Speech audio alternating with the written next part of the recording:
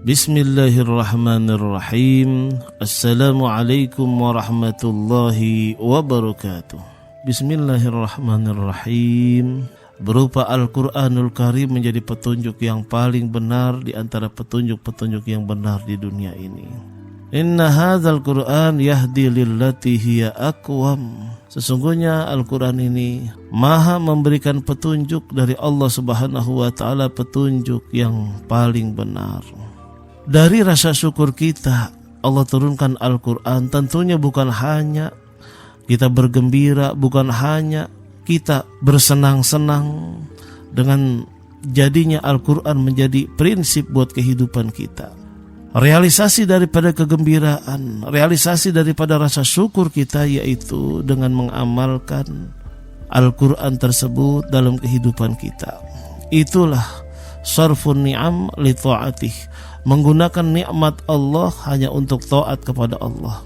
Jika Al-Quran adalah nikmat Allah yang sangat besar, kita bukan hanya belajar membaca, bukan hanya memperindah bacaan kita, tetapi yang terpenting di antara yang penting dalam Al-Quran adalah mengamalkan kandungan Al-Quran tersebut.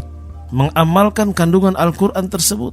Zalikal kitab la raiba fihi hudal lil muttaqin. Al-Quran itu tidak ada keraguan di dalamnya, karena petunjuk semuanya dari Allah Subhanahu wa ta'ala. Dan Al-Quran itu menjadi petunjuk bagi orang-orang yang ingin bertakwa atau bagi orang-orang bertakwa. Zalika hudallah yahdi bihi may yasha wa may yudlilillah fama lahu min had. Dalam surah Az-Zumar tadi yang sudah kita dengarkan bacaannya, zalika hudallah, Al-Quran itu adalah petunjuk dari Allah. Maka barang siapa yang telah Allah berikan petunjuk kepada siapa saja yang Allah inginkan, dan juga barang siapa yang telah Allah memberikan kesesatan kepadanya, maka famalahu min had, maka baginya tidak ada yang bisa memberikan petunjuk. Dalam surah Al-Isra Allah juga berfirman, sesungguhnya Al-Quran ini memberikan petunjuk kepada jalan yang lebih lurus. Inna hadzal Qur'an yahdi lillati hiya aqwam. Nah, oleh karena itu sobatku, ayo kita belajar Al-Quran, juga kita mempelajarinya, mengamalkannya. Khusus dalam menjaga Al-Quran yang sudah kita hafal, itu adalah ibadah yang luar biasa. Kita jangan beranggapan bahwa kalau kita menghafal Al-Quran kemudian lupa, kita hafalkan lagi, itu bukan ibadah. Itu ibadah kepada Allah. Bukan hanya sekedar membacanya, tetapi menjaga Al-Quran yang sudah kita hafal, itu pun ibadah. Sebagaimana hadis dari Abu Musa radhiyallahu an, Nabi SAW bersabda, ta'ahadul Qur'ana fawalladhi nafsi biyadih lahuwa asyaddu tafsiyan minal ibli fi uquliha. Jagalah Al-Quran, kata Rasulullah SAW, demi jiwaku yang ada di tangannya. Sesungguhnya Al-Quran lebih cepat lepas, lebih cepat lupa ketimbang onta dari ikatannya. Ini hadis muttafaq alaih. Ketika kita sudah menghafal, kita berusaha untuk tidak melupakannya.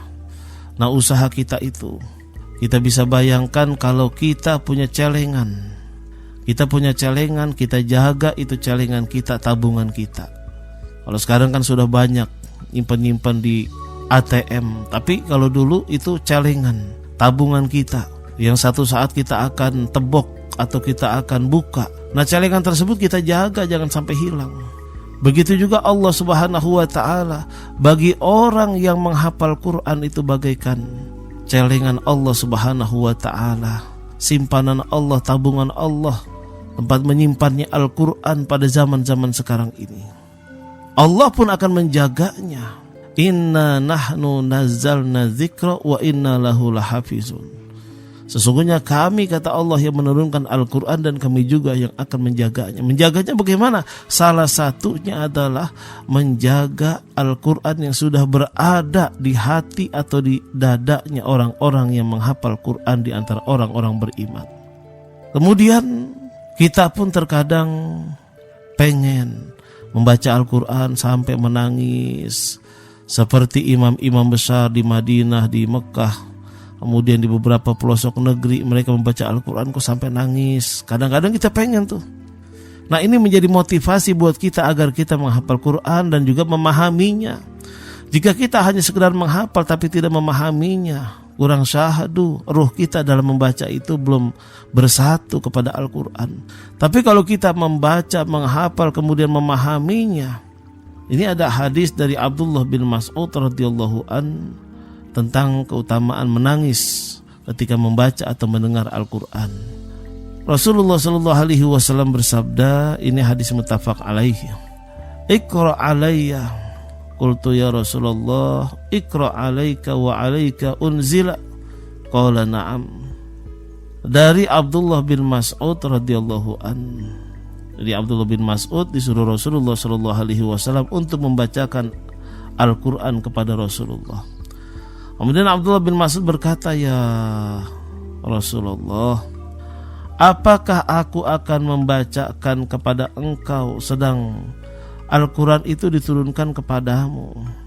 Kemudian Rasulullah menjawab, na'am, iya. Faqara'tu suratan nisa hatta ataitu ala hazil ayah fa kaifa idza ji'na min kulli ummatin bi syahidin wa ji'na bika ala haula'i syahidah.